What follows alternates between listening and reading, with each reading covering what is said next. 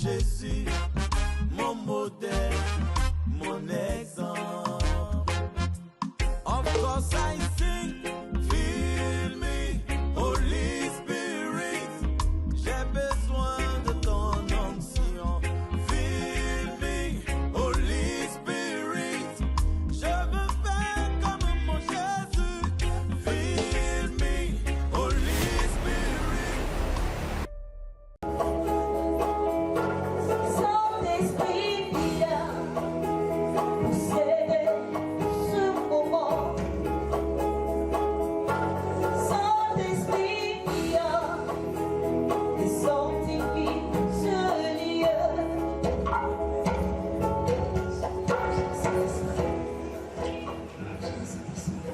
Merci Seigneur. Alléluia. Alléluia. Est-ce qu'on peut rendre gloire à notre Dieu en acclamant le Seigneur notre Dieu? Je rends l'honneur et la gloire.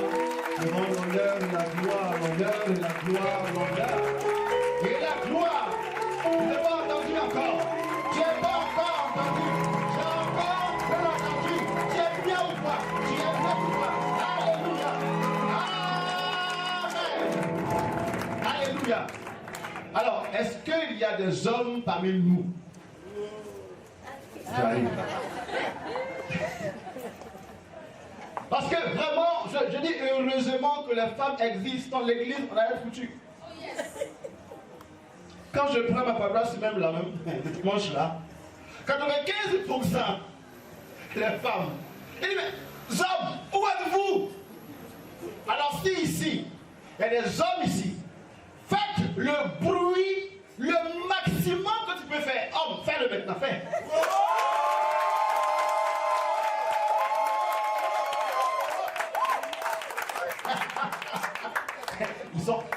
Ils ont fait le maxi comme ça. Ils ont puisé en eux toute l'énergie masculine. Wow. Les femmes, on fait toute classe. D'accord? Toute classe. Et vous l'enfoncez pas. Vous ne forcez pas. Les femmes doivent forcer. J'ai dit, c'est le jour où le pape va réfléchir jusqu'à il va dire les femmes pour être des prêtres. On est foutu. C'est la seule chose. Bon, pardon, pardon. Ça là, faut pas donner son parole, on est foutu. C'est la seule chose que nous seuls. Le jour où on dit aux femmes, soyez prêtres. C'est fini pour nous. Femmes, dans la classe forcée, faites juste un petit bruit seulement. Faut pas puiser vos énergies parce que ça peut pas. Ça là, ils sont de prendre là depuis. Les femmes, à toi, toute classe simple. 1, 2, 3.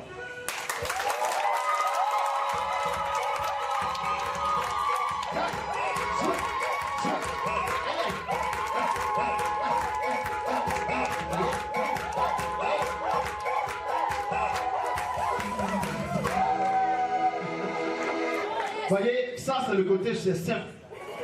C'est le simple que la normale. On s'assoit dans la présence de Dieu. Ah, voilà. Non mais, je dis heureusement quoi?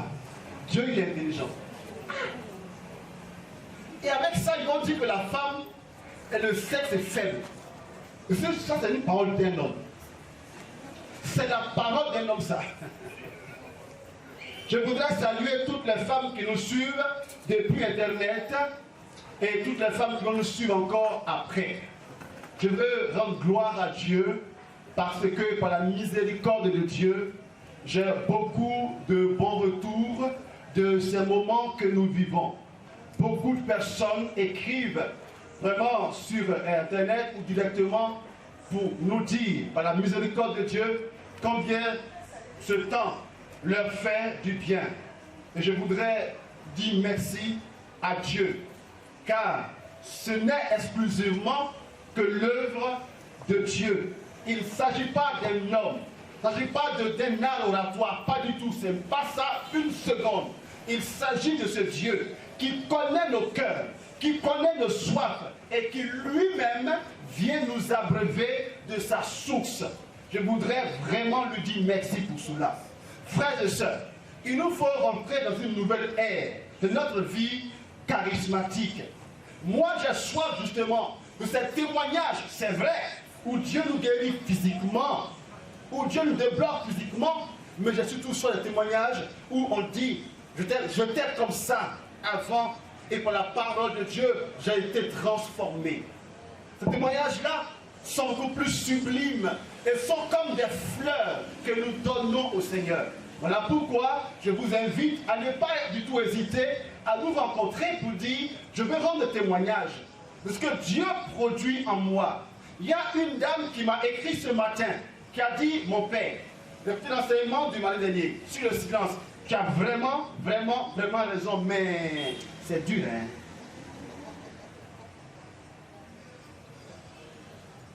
Et moi je dis, c'est vrai que c'est dur en effet, car c'est pas évident.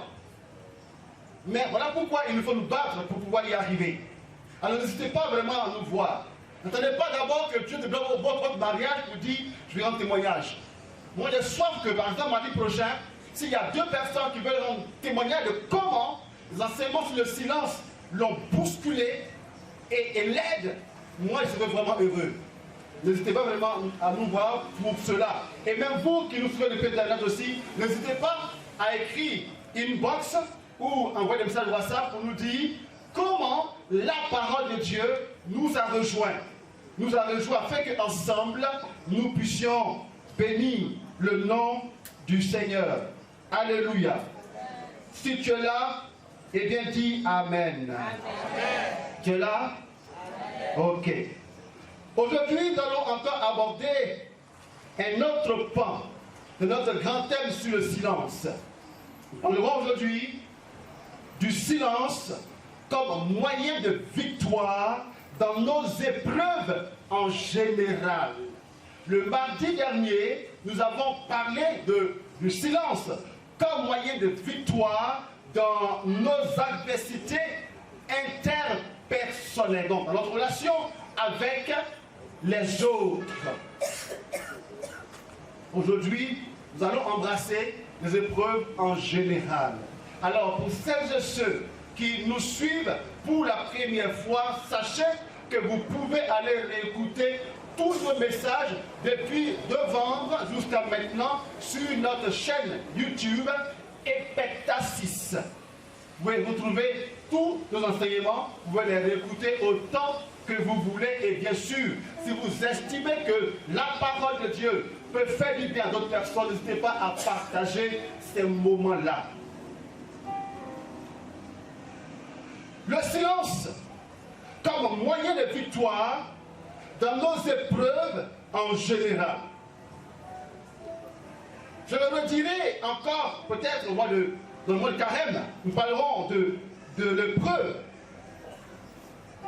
Mais j'aimerais dire ceci, frères et sœurs, en entame de notre enseignement, que nos épreuves sont un lieu important et même éminent de notre relation à Dieu. Tellement éminent qu'il y a une parole sublime qui est contenue en Jacques, le chapitre 1, le verset 2, qui nous donne de percevoir la quintessence de l'épreuve. Frères et sœurs, es-tu prêt à entendre ce message? C'est une question. Non, il y a un point d'interrogation vers la fin.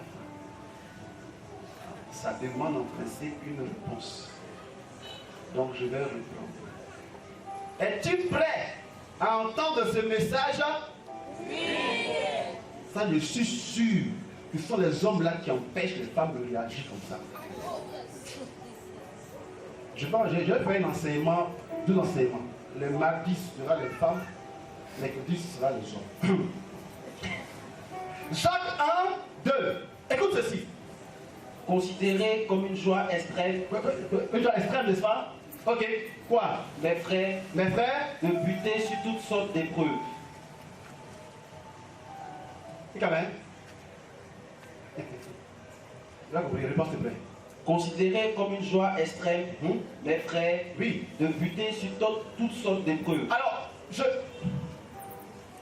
je mets au défi quiconque trouvera l'expression joie extrême ailleurs qu'ici de la Bible.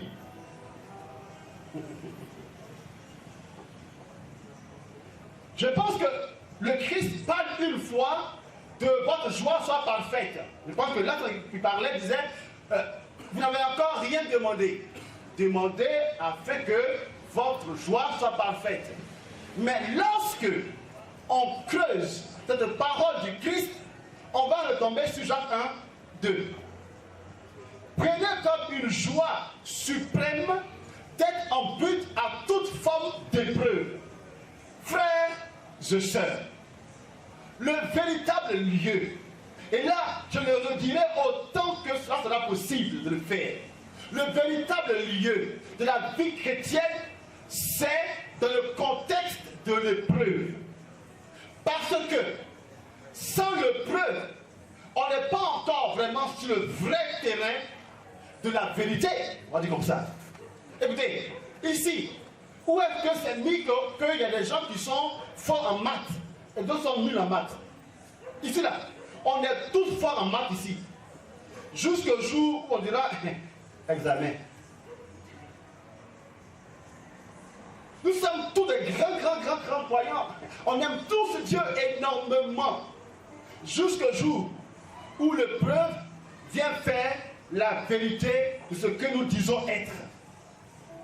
Ce qu'on dit ressentir pour Dieu va se manifester précisément au moment de l'épreuve. C'est là qu'on voit. L'épreuve est le temps de la vérité. Voilà pourquoi le silence dont je parle, je vais plus l'aborder dans les temps d'épreuve. Parce que quand tout semble doux et calme autour de nous, c'est facile de faire silence.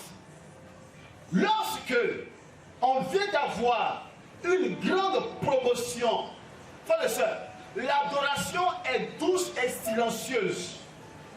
Lorsque, après tellement d'attente de l'homme de ta vie, ça fait 5 ans, 10 ans tu l'attends, et puis il est venu. Tu vas adorer. Même tu me l'as dit, pardon, c'est bon, j'ai compris. Si tu sens que la promotion que tu as attendue est venue, frère et soeur, tu vas trouver le temps d'aller faire silence dans un monastère, profondément. Mais lorsque, justement, ce travail-ci, que tu attendais précisément, tu l'as perdu, comment vas-tu quand même aller adorer? C'est là justement qu'on voit les vrais adorateurs. Eh bien, je voudrais ici aujourd'hui, frères et sœurs, nous proposer un moyen efficace d'être victorieux dans nos moments de preuve. Et ce moyen efficace-là, c'est encore une fois le silence. Ce n'est pas l'onction. Frères et sœurs, l'onction vient avec le silence.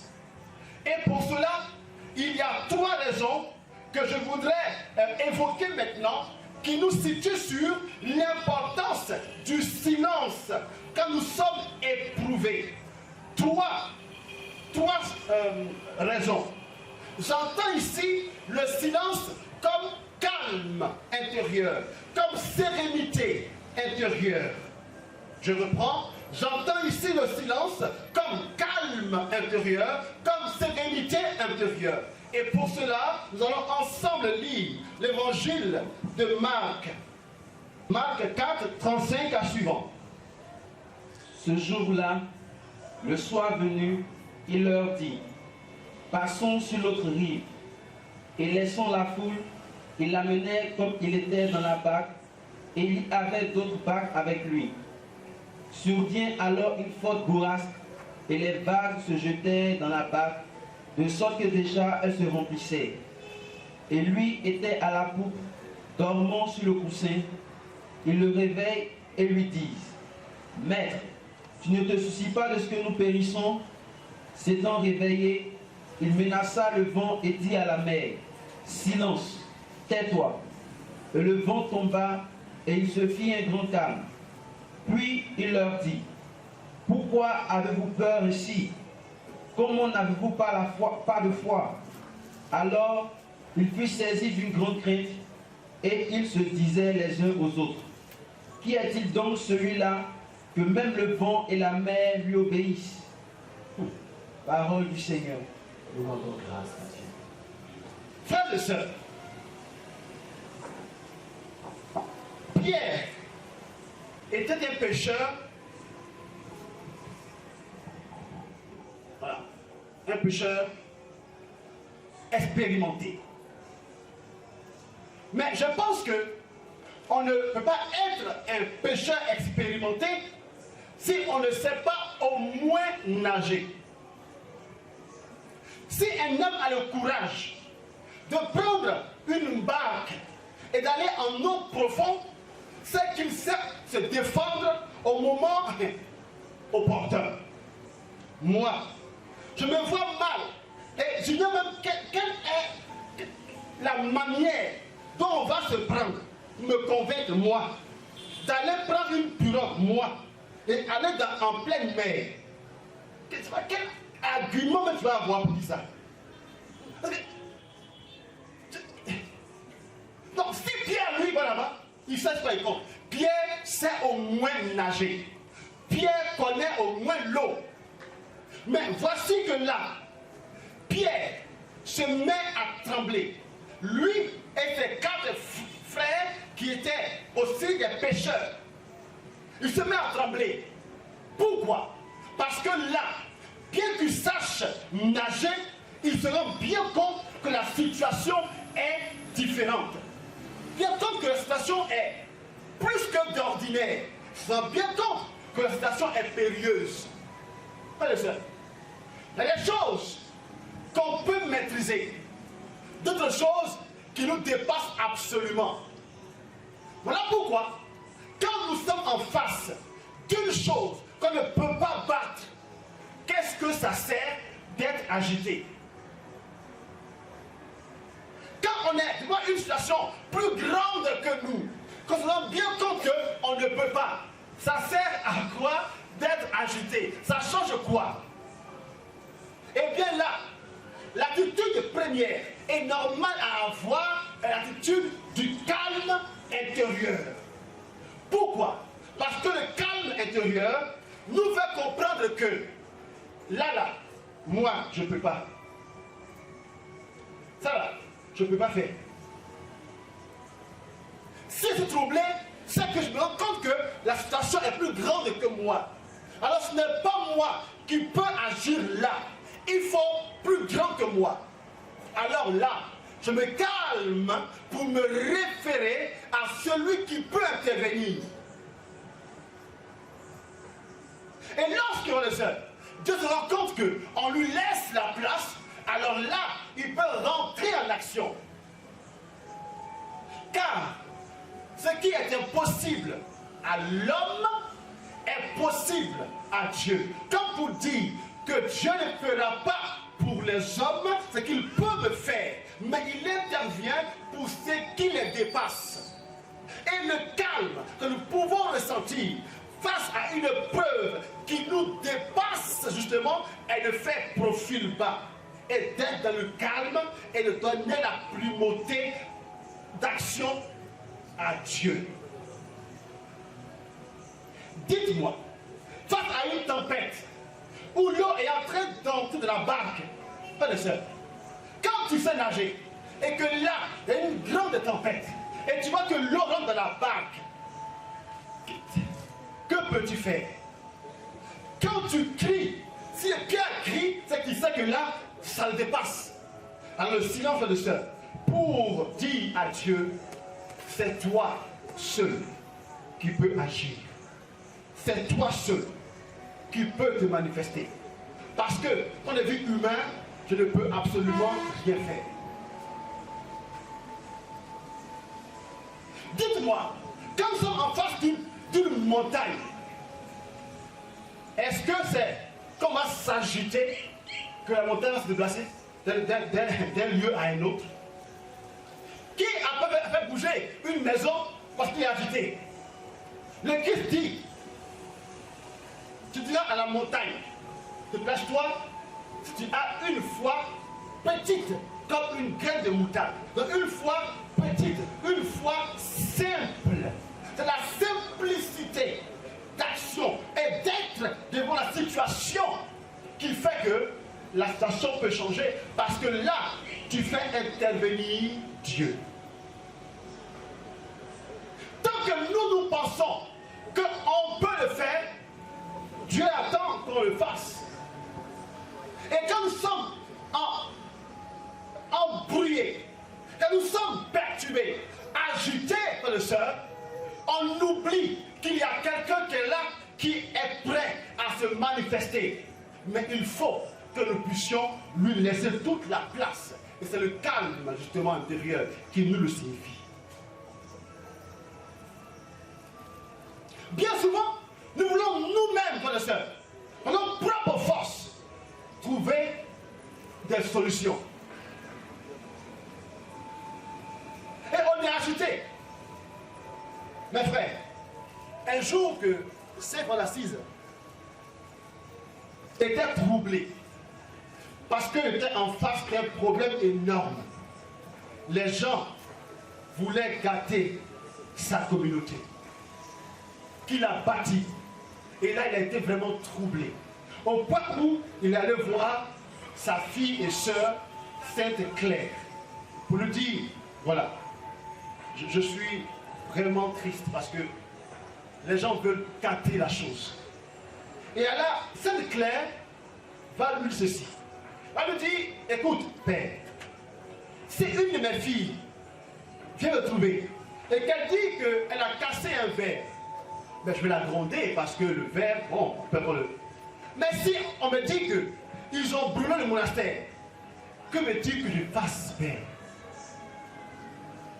Que je gronde ou pas, ça changera quoi?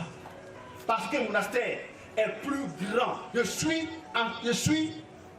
impuissant. Cela, il a entendu François, mais il n'a pas vraiment compris. Et c'est lorsque, quelques semaines plus tard, dans la forêt, il se promène et il prie. Et que là, au fond du cœur, il ressent une motion intérieure où Dieu lui dit, François, cette œuvre-là n'est pas ton œuvre, mais c'est mon œuvre. Et lorsque François a entendu ça et que son âme intérieure a été remplie de la révélation que en fait cette œuvre n'est pas à lui mais c'est à Dieu, et donc il faudrait qu'il laisse à Dieu cela, le calme intérieur est venu en lui. Et là, il a laissé toute la place à Dieu de gérer. Et justement, Dieu a géré. Et lui qui avait peur que sa communauté ne disparaisse, c'était en 1200, jusqu'aujourd'hui encore, en 2022, la communauté est encore existante. Ça fait au moins 1000 ans. 1000 ans. Parce qu'il a osé s'effacer pour laisser la place à Dieu. Tant que vous et moi, nous serons agités face à nos problèmes, frères et sœurs, nous n'allons pas laisser à Dieu le pouvoir de se manifester. Tant que, pendant ce temps compliqué, nous voulons nous battre nous-mêmes, de nos propres forces pour y arriver, on ne pourra pas et nos problèmes vont perdurer. Plus tu t'agites, et plus ça dure et même ça grossit. Voilà pourquoi, lorsque Jésus était avec Marthe et Marie, et que Marthe était agitée et dit à Jésus, mais Jésus regarde Marie, elle ne fait rien, elle est assise là comme ça. Et qu'est-ce qu'il lui dit? Marie, pourquoi tu es si agitée? Marie a choisi la meilleure part. Elle est assise calmement au pied du maître. Elle veut dépendre de moi. Elle veut se nourrir de moi. Et elle me laisse faire. Car, frères et sœurs, le plus gros du travail revient toujours à Dieu. Le plus gros du boulot, toujours ça revient à Dieu. Même si nous avons une contribution à faire. Parce que, en effet, quand on dit être calme et être silencieux, c'est être passif. Il y a une différence entre être calme et être passif. Non, on est en action, mais on a conscience d'un plus grand que nous, qui plus que nous est en action. Et toutes les œuvres de Dieu, frères et sœurs, ont Dieu comme véritable agent, comme agent principal. Et puis, lorsque le Christ se rend compte qu'il y a 5000 personnes qui n'ont pas à manger et à boire, il dit aux apôtres, donnez-leur vous-même à manger. Mais en le disant, il a conscience que plus que eux, c'est lui qui ferait le miracle. Mais d'eux, ils attendaient le minimum. Et ce minimum-là, ils l'ont trouvé avec 5 pains et 2 poissons. Et la plus grande œuvre fut accomplie par lui. Frères et sœurs, quand nous sommes face à des adversités, à des épreuves, la première attitude est d'abord une attitude de calme intérieur. Voilà pourquoi il se dira, Isaïe, on va lire 3 versets qui sont vraiment importants et qui nous situent, qui nous plongent directement dans notre sujet. Isaïe 30, verset 15. Le Seigneur, le Dieu saint d'Israël, a parlé ainsi. Par la conversion et le calme, vous serez sauvés. Par la conversion et le calme. La conversion, non, par le retour à Dieu, par le regard posé sur Dieu, par le regard posé sur Dieu et le calme, vous serez sauvés. serez sauvés. Dans la tranquillité, dans la confiance, la confiance sera votre force. Votre force. Mais vous n'avez pas Ça va, accepté. pardon. Tranquillité et calme seront, non, tranquillité et confiance seront votre force.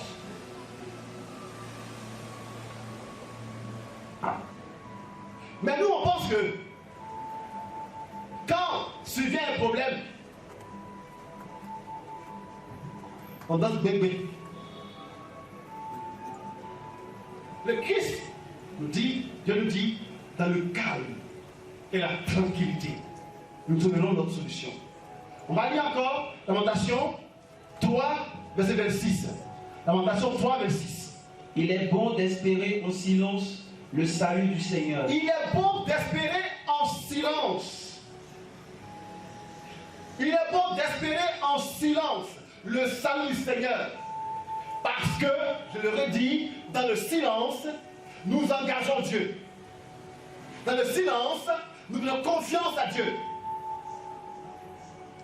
Et enfin le psaume 36 ou 37, verset 7. Le psaume 36 ou 37, selon la version, verset 7. Repose-toi sur le Seigneur. Repose-toi. Repose-toi. Repose-toi sur le Seigneur. Et compte sur lui. Et compte sur lui. Ne t'indigne pas devant celui qui Merci. réussit. Ces 3 versets, je vous les redonne. Que vous puissiez les noter et les méditer chez vous. Isaïe 30, le verset 15. Lamentation 3, verset 26. Le psaume 36 ou 37, le verset 7, où le Seigneur nous dit que face à nos épreuves, l'attitude est une attitude de calme. Mais calme ne veut pas dire passif. Deuxième chose, pourquoi être calme face aux adversités? Parce que notre calme traduit notre foi. Notre calme traduit notre foi. Frères et sœurs, pourquoi est-ce qu'on cherche les meilleurs médecins, par exemple? Les meilleurs médecins. Parce qu'on sait que si notre vie, pardon, ne touche pas au micro. Si notre vie, notre santé, on la confie au meilleur médecin, il va forcément en prendre soin comme il convient.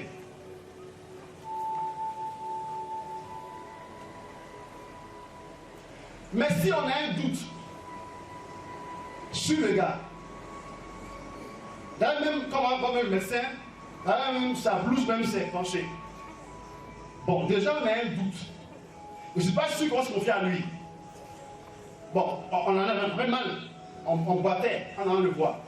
Mais quand on l'a vu, on sent qu'il y a du mieux. Parce que vraiment ce que je vois là, ou bien tu es dentiste, tu as mal à la dent, tu attends en salle d'attente. Il y a un qui sort.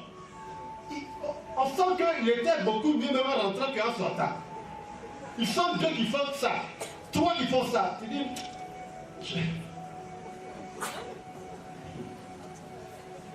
mais lorsque les gars ils sortent, ils sont sereins, tu dis voilà. Tu as confiance, tu donnes ta bouche sans problème. Car tu as confiance. Mais pas les sœurs. Mais nous, nos prières, quelquefois sont plus des moments d'angoisse que des prières. Nos prières sont plus angoissées qu'autre chose. Quand on prie même, Dieu a l'impression qu'on l'informe qu'on va mourir. Eh Seigneur, il va mourir. Mais donc qu'il soit fait selon ta foi. Seigneur, ça là, c'est pas bon. Qu'il soit fait selon ta foi. Et pourtant, prier, frères et sœurs, c'est rentrer dans la victoire. Car la victoire est déjà acquise. Paul nous dit en 1 Corinthiens 2,14 que nous, par le Christ nous entraîne dans un cortège triomphal de victoire. Il nous entraîne. Ça veut dire que la victoire est déjà acquise. Et notre stabilité est de pouvoir entrer là-dedans. Il dit tout est accompli. Tout est accompli, frères et sœurs. La prière, ce n'est pas aller encore se battre. La prière, c'est rentrer dans la victoire que le Christ déjà nous a acquise. Car par cette maîtrisure, nous ne serons pas guéris. Alléluia. Ben, dites-moi. Par cette maîtrisure, nous serons guéris. Je vais par cette maîtrisure, nous serons guéris. Amen. Païen. Et païenne. Par cette maîtrisure, nous sommes guéris. Amen. Vous ne lisez pas la Bible. Ah, d'accord. C'est pas selon, c'est nous sommes. Il a fait déjà, c'est accompli, c'est fini, il a fait. Nous sommes guéris. Pas nous serons guéris. Et quand nous prions, les sœurs, nous prions pour juste rentrer dans ce qui est déjà accompli. Et quand ta prière n'est pas comme ça, les sœurs, tu as déjà échoué. Et tu estimes que tu t'en vas pour conquérir. Tu as déjà échoué. Et c'est parce que justement, on veut conquérir qu'on pense qu'on n'est pas assez fort. Justement, quelqu'un a été fort pour toi. Quelqu'un a vécu déjà pour toi. Et donc toi, ta charge est juste de dire, je reçois. Mais nos prières ne sont pas ça. Nos prières sont musclées. Et on pense que notre maladie a peur de nos gestes. Et on pense que le problème a peur de nos mouvements. Seigneur, allez. Et le sang de l'agneau, le feu, la flamme, le feu, la flamme, l'épée. Je punis. Dieu dit, Yahweh.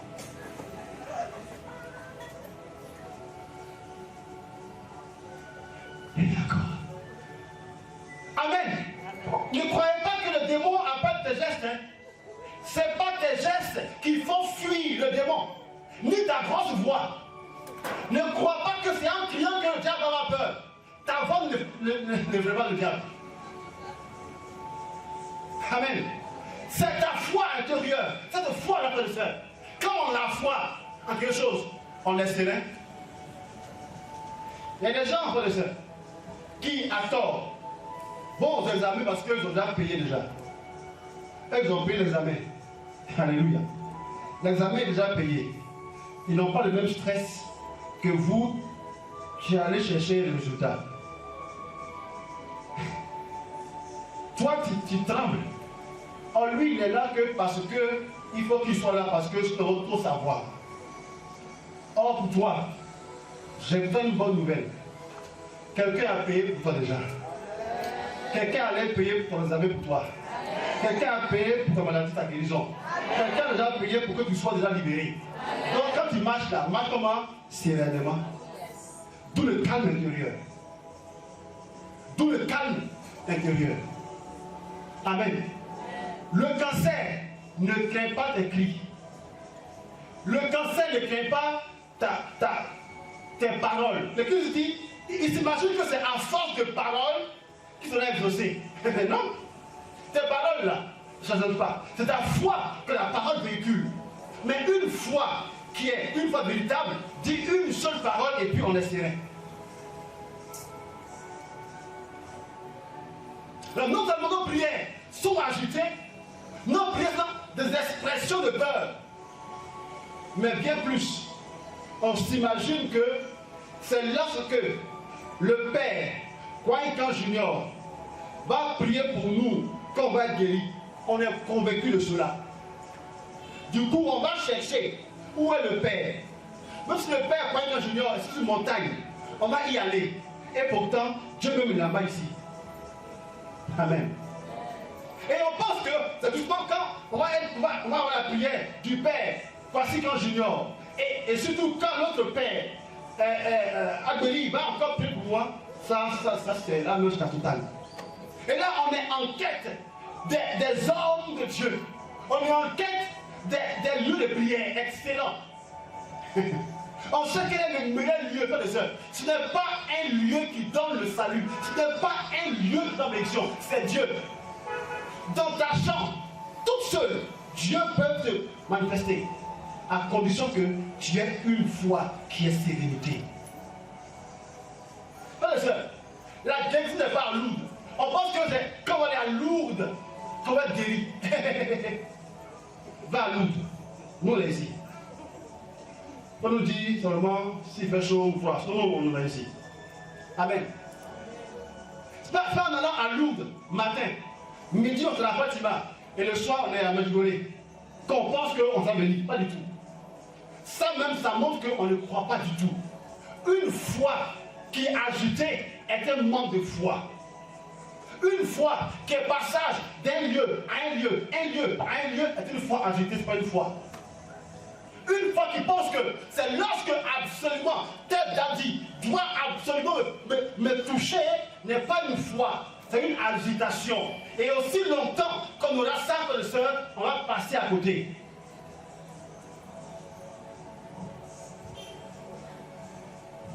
Amen. Et la foi qui est silencieuse est une foi qui est fondée sur la confiance. Et moi, j'aime beaucoup ce thème de la confiance qui me parle plus que la foi. La confiance. La vraie foi est confiance.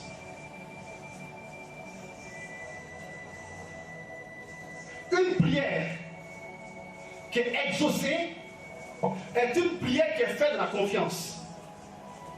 Et là, on va voir la différence entre la confiance et ce que l'on pourrait appeler la foi. On a une définition très restreinte de la foi. Si tu veux, on va à Daniel 3. Daniel 3, d'abord je vais expliquer. Verset 15 à suivant. Le roi a fait une statue devant laquelle tout le monde doit se prosterner lorsque on sonne la trompette. Et il y a 3 amis. Pardon, faut diminuer encore, faut diminuer un peu, s'il te plaît. Non, diminue le piano là. Piano, faut diminuer un peu. Il y a 3 amis, Shadrach, tout ça, qui disent eux, ils n'adorent pas. Alors le roi l'a su. Et le roi va les convoquer. Amen. Le roi l'a su et le roi va les convoquer. Et il dit quoi? Êtes-vous prêts maintenant à vous prosterner pour adorer la statue que j'ai faite quand vous entendrez le son du corps, de la flûte, de la cithare, de la harpe, de la lyre, de la cornemuse et de toutes les sortes d'instruments? Si vous n'adorez pas cette statue, vous serez immédiatement jeté dans la fournaise de feu ardent. D'accord? C'est bon? Fournaise, feu, mort. C'est bon? Ok, continue. Et quel est le Dieu qui vous délivrera de ma main? Sidrach, Misach et Abednego dit au roi Nabuchodonosor. Alors, c'est pas en Sénoufo, c'est non. C'est pas du tout en Sénoufo. Tu peux la relire, s'il te plaît. Sidrach, Misach et Abednego dit au roi Nabuchodonosor. Depuis quand tu sais nouveau? Alors, tant que c'est le sang.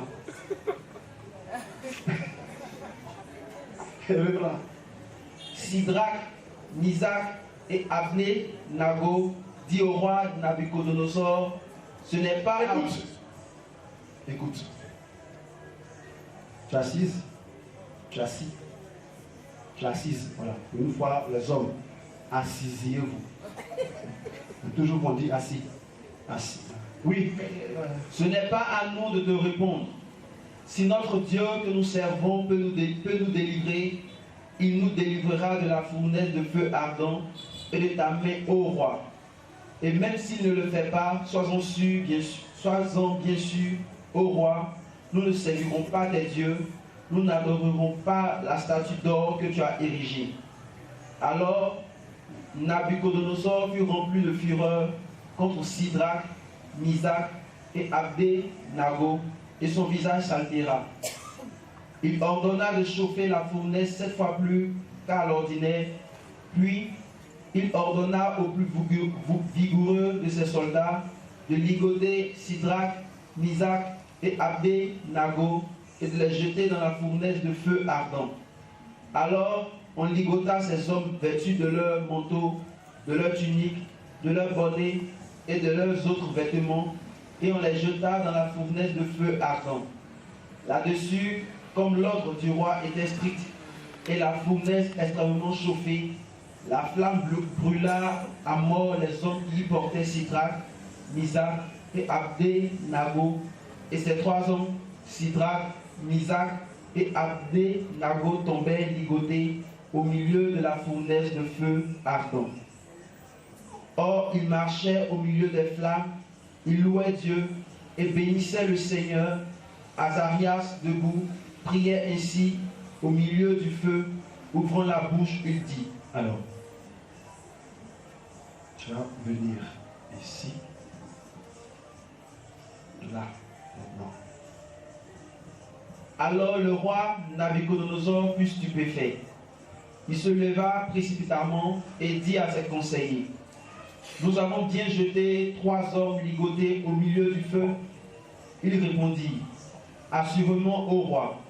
Il reprit, eh bien, moi je vois 4 hommes qui se promènent librement au milieu du feu.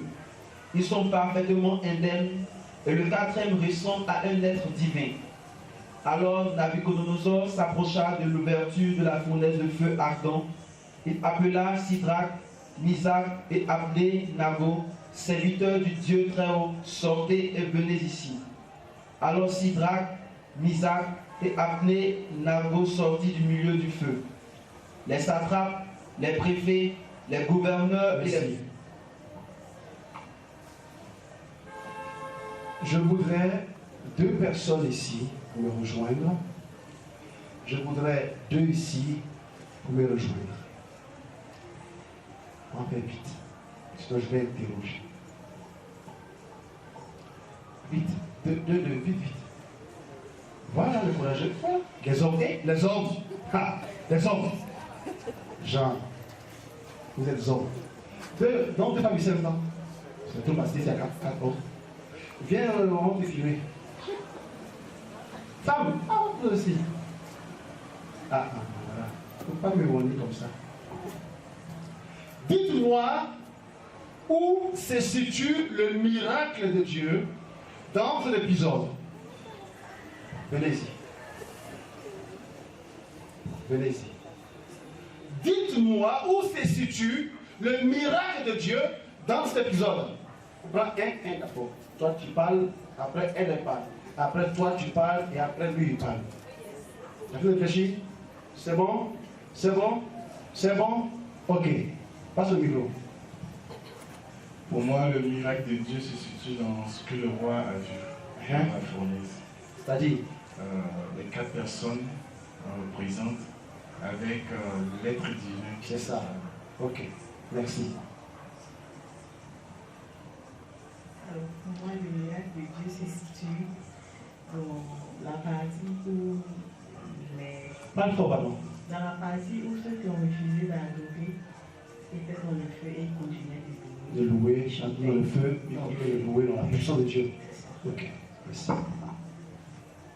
Bon, selon ma compréhension, le miracle.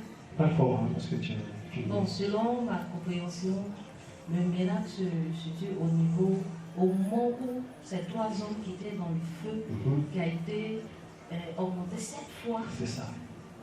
n'ont pas été, ils sont restés intacts. C'est ça. Et le roi était stupéfait. Voilà. Stupéfait.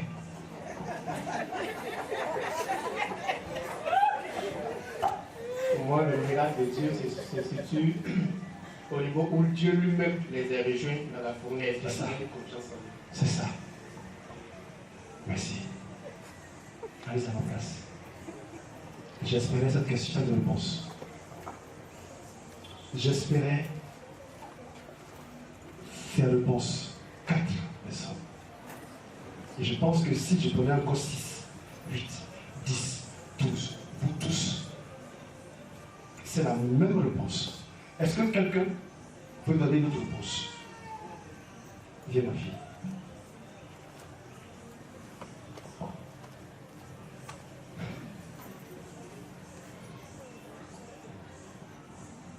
Bon, moi je pense bien que Oui. c'est le premier miracle, c'est passé où quand le roi les a appelés et qu'il leur a demandé est-ce qu'ils allaient adorer, et qu'ils ont dit si le Dieu, leur Dieu qui prie peut les sauver. Moi je pense que c'est à cette étape-là. C'était pas loin. C'était pas loin. Il faut continuer de faire encore partout. Bon, et quand ils ont fini de dire cela, et ils ont dit encore que même s'ils étaient dans le feu et qu'ils mouraient, ce qui est sûr, ils continuaient à avoir confiance en Dieu. Voyez comment on est. Voyez comment nous sommes. Voici le but des mardis là qui est là. Voici le but des mardis là qui est là. Nous on estime que le miracle est un miracle extérieur. Ouais, dans la fournaise, il y a eu 3 et après il y a eu 4 personnes. Et Dieu a fait que le feu n'a pas brûlé. Dites-moi, est-ce que le feu les brûlait? Est-ce que Dieu serait moins fort? Non, répondez-moi. Est-ce que si le feu les brûlait, Dieu serait moins fort? Mais répondez, Baoulé.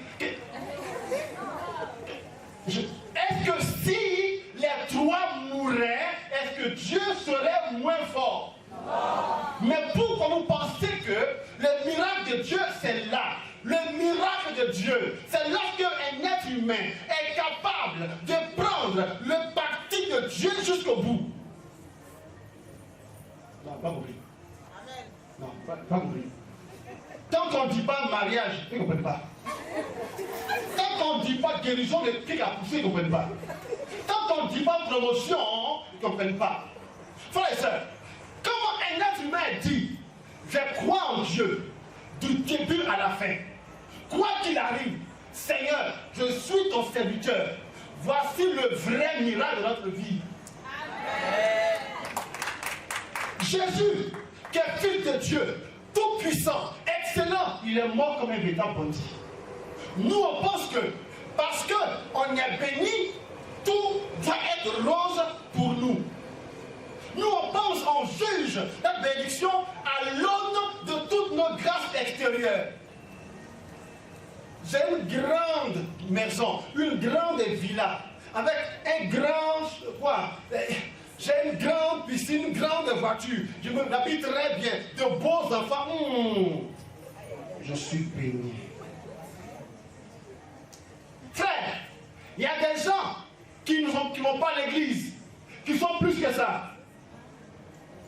Il y a des gens qui ne prient pas du tout, qui ont des voitures plus grosses que la tienne. Il y a des gens qui n'ont jamais prié, mais quand eux, dans un endroit, ils sont promus, parce que nous les chrétiens, frères et sœurs, notre vraie grâce n'est pas dans le matériel. La vraie grâce que nous avons est dans la relation convaincue avec le Seigneur.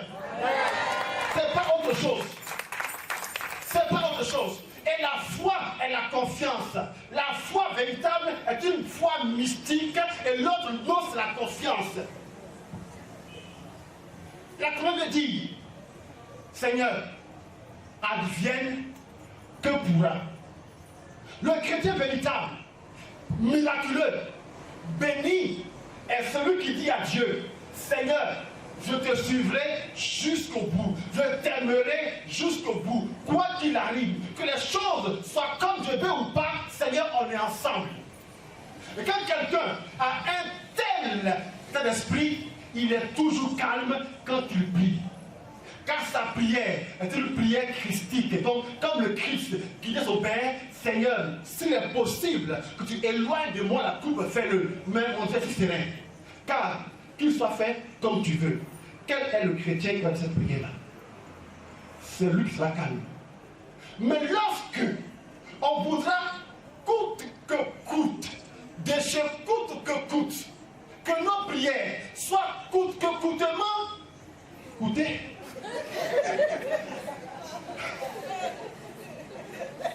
Où Dieu n'a pas autre possibilité que ça. Frères et sœurs, voilà pourquoi on est fébrile. Mais quand tu es libre intérieurement, quand tu es calme intérieurement, quand tu sais que Dieu ne peut ni se tromper, ni te tromper, tu es calme. Quand tu crois que Dieu va forcément faire que tout concourra à ton bien, Paul dit dans Romains 8:28 que toutes choses, il dit toutes choses, non pas quelque chose de temps en temps, frères et sœurs, la parole de Dieu où on y croit, où on n'y croit pas. Et quand on y croit, c'est du début à la fin.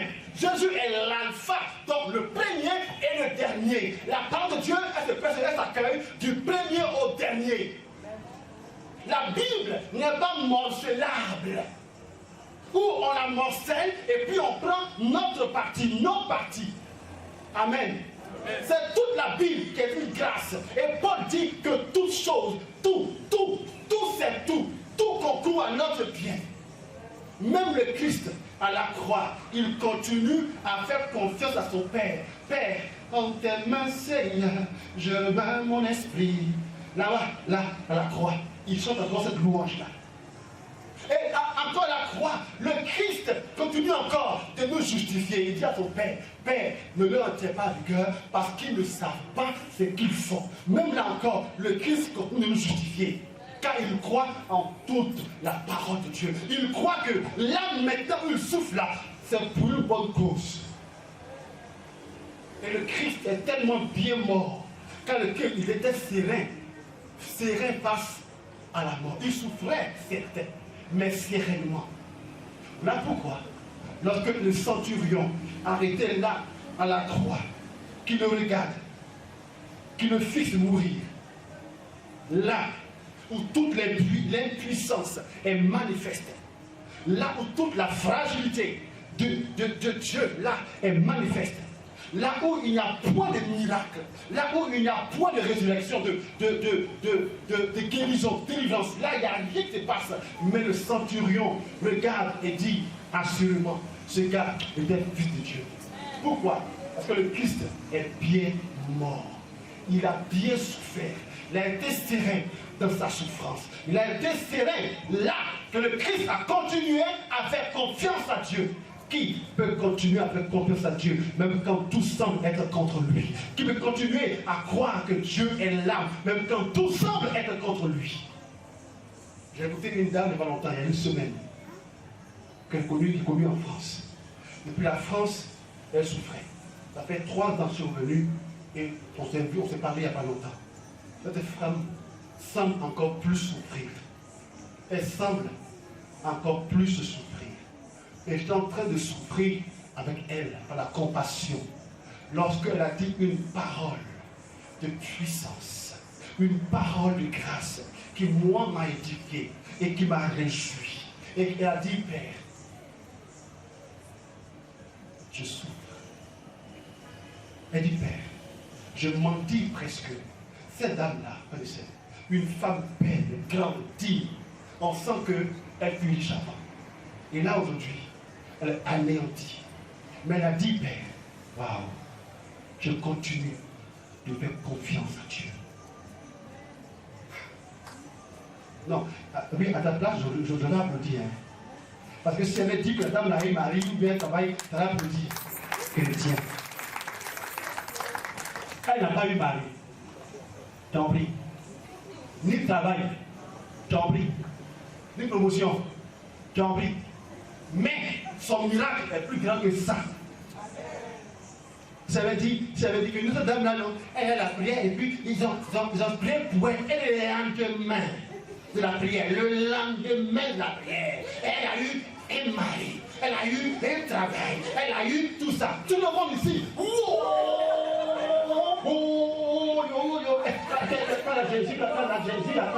Jésus, j'ai gagné, on va prier, on parlera de toi.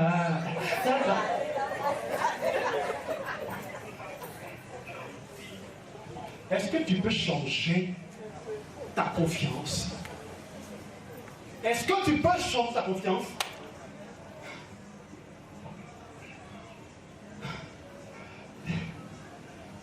Mon père est là. Je l'ai appelé ce matin, à 5 h du matin. 5 h du matin. Ah! Il a dit, mais attends, là, il a moi-même. Il dit, bébé, viens à Korogo immédiatement. Il dit, bébé, viens à Korogo immédiatement. Car tu dois effectuer un voyage dans un autre pays. Et c'est 2 jours de voyage en voiture. Je ne peux pas aller seul, conduire tout seul. 2 jours partis, 2 jours venus, sans oublier la chose qu'il a fait là-bas. Bébé, aide-moi. Il dit, on me dit, j'arrive. Vraiment, je veux qu'on acclame Dieu pour elle.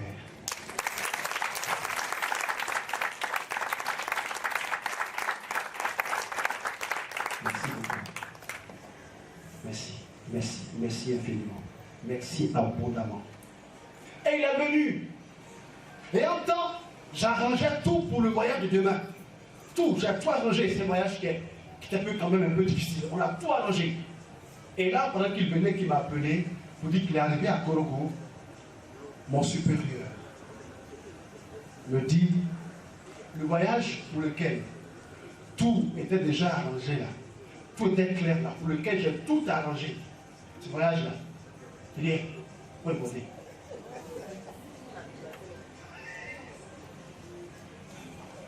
J'étais avec mon bon téléphone. Il dit, m'oublie, arrivé, hein? Il dit, hein, là, comment arriver? Il savait. Donc, dès le matin, il retouche. Mais, dites-moi, je prêchais ici sur la soumission. Et j'ai dit ici, il y a la soumission aux autorités. Et puis à quoi? La soumission des autorités. Lorsque je parle de soumission, je sais de quoi je parle. Allez, ça. Dis-moi, que dois-je faire? Non, supérieur, toi aussi, c'est toi arrangé, non? Pourquoi tu... J'ai dit, ok. J'ai appelé, là il n'y a pas longtemps, j'ai appelé, je devais rencontrer une haute autorité épiscopale dans un autre pays. Je l'ai appelé pour lui dire, je ne peux plus venir. Et pourtant, tout là-bas a été apprêté. Je vais dire à quelqu'un, surtout à vous, je sais ce que c'est que l'obéissance. Et quand je dis d'obéir, je sais. Ils sont soumis à des autorités. Aujourd'hui, il n'y a plus de curé. Tout le monde est curé. Tout le monde est évêque aujourd'hui. Tout le monde est modérateur. tout le monde est gardien, tout le monde est berger. Et lorsque on nous bouscule un peu, on va crier au scandale. J'ai voulu vous le rendre. J'ai hésité, tu dois parler de cela, pas parler, je vous le dis. On obéit, parce que c'est parce que ça nous arrange qu'on obéit. On obéit parce que on croit, on fait confiance. Et moi, mon supérieur, même si je suis à l'aéroport, je suis en salle d'embarquement. Il dit, on me dit, où? Il dit, je suis dans le centre de parties. Il dit, descends de l'avion. Je vais descendre de l'avion. Pourquoi? Parce que mon supérieur, il a sûrement raison. J'ignore ce qu'il a vu. Mais j'ai dit, il a sûrement raison. Est-ce qu'on m'entend? Est-ce qu'on m'entend? Est-ce qu'on m'entend? On n'entend pas encore.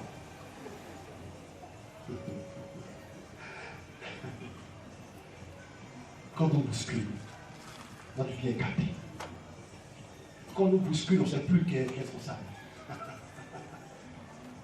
La confiance se manifeste surtout quand on est éprouvé.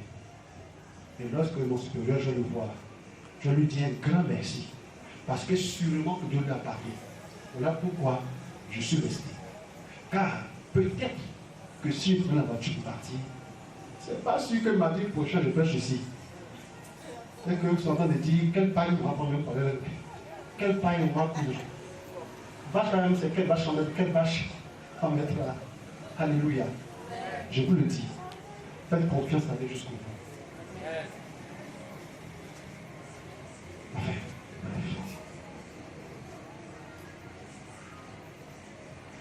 Enfin, et enfin, troisième chose, pourquoi faire silence? Voyez par exemple les apôtres dans la barque. Ils sont tellement agités qu'ils oublient que le Messie, le puissant, est là avec eux. Pas de ça. Quand on est agité, on n'est plus attentif à ce que le Seigneur veut nous instruire. On est tellement agité que Dieu nous parle, mais on n'entend pas sa voix. Or, le psaume 22 ou 23 dit que le Seigneur est mon berger, je ne manque de rien. Lis-moi le psaume 22 ou 23.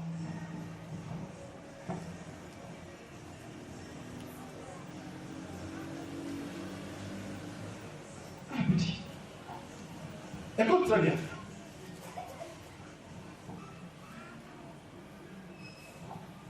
Le Seigneur est mon berger, je ne manque de rien. Sur des prés d'herbes fraîches, il me fait reposer.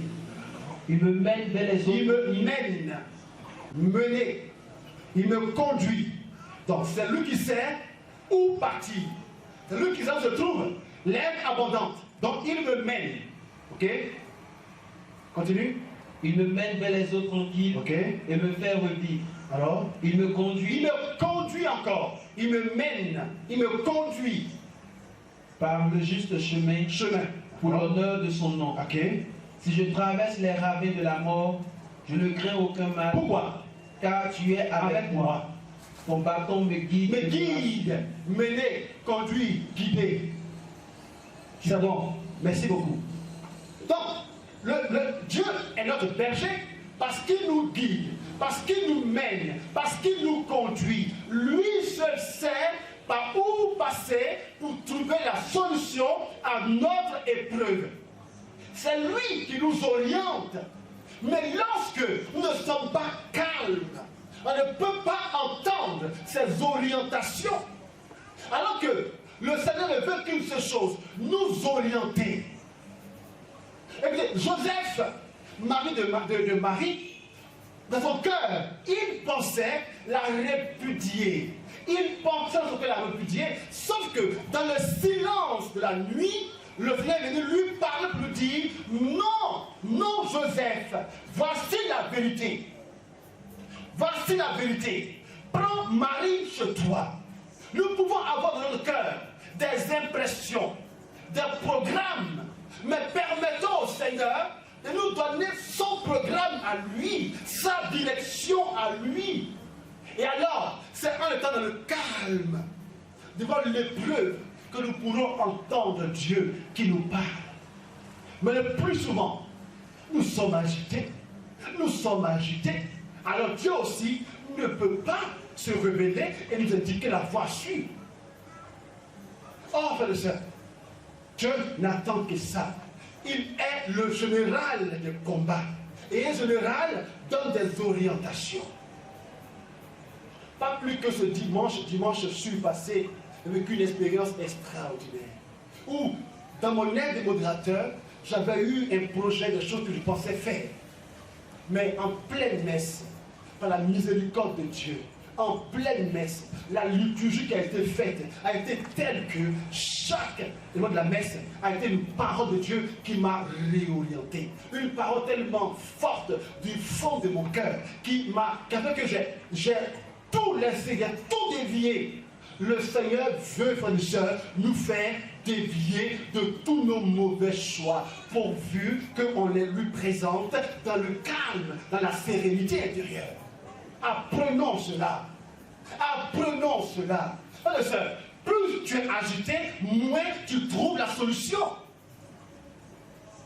Plus tu es perturbé, moins tu trouves la solution. Essayons de travailler au calme intérieur, de travailler à la sérénité intérieure. Et là, nous verrons que Dieu va passer dans nos cœurs comme une brise légère. Et là, on va percevoir clairement quelle est sa vision pour nous. Mais alors, Père, ok, calme, tout ça, mais comment? Oui, la peur s'impose à nous naturellement. Mais à nous d'en être les maîtres. À nous de combattre la peur. Si la peur s'impose à nous, il nous faut combattre cette peur-là. Vous savez quoi? À chaque fois que le Père Étien, moi, les autres, je ne sais pas, mais moi, quand je dois prêcher, j'ai toujours peur. Surtout à la messe. Ma messe, avant l'homélie, est différente de ma messe après l'homélie.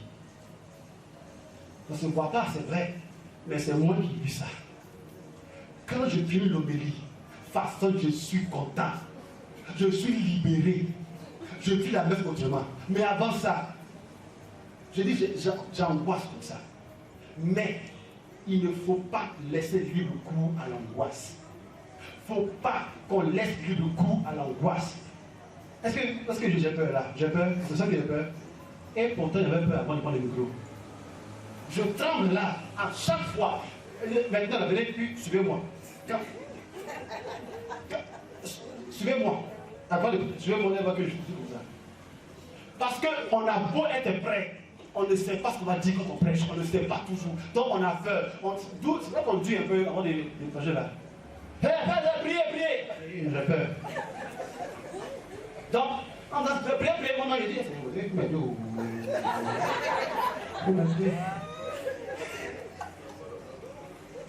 donc si un jour vous sentez que j'ai duré un peu trop là, c'est que la peur là, Dieu a parti.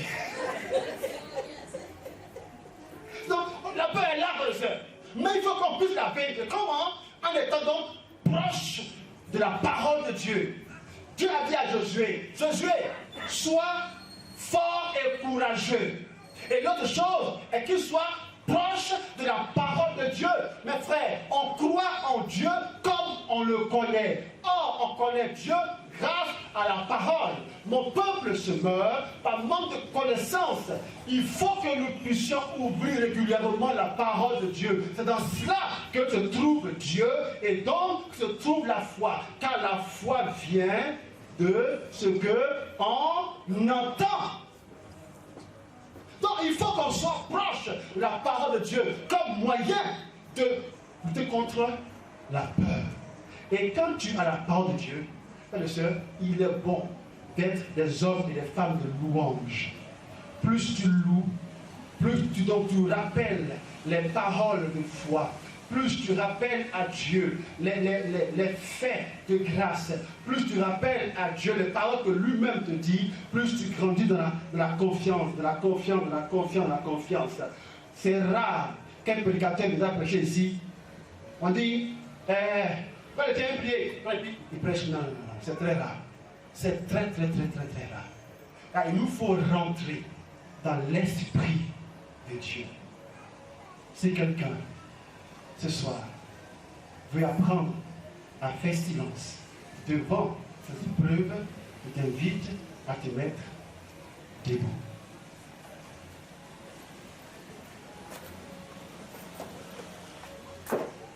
Je veux savoir, est-ce qu'il y a quelqu'un qui est en face, là, aujourd'hui, là, ce temps-ci, face à une preuve terrible? S'il y en a, viens-moi là. Appelle-moi un chant. Je reconnais que tu peux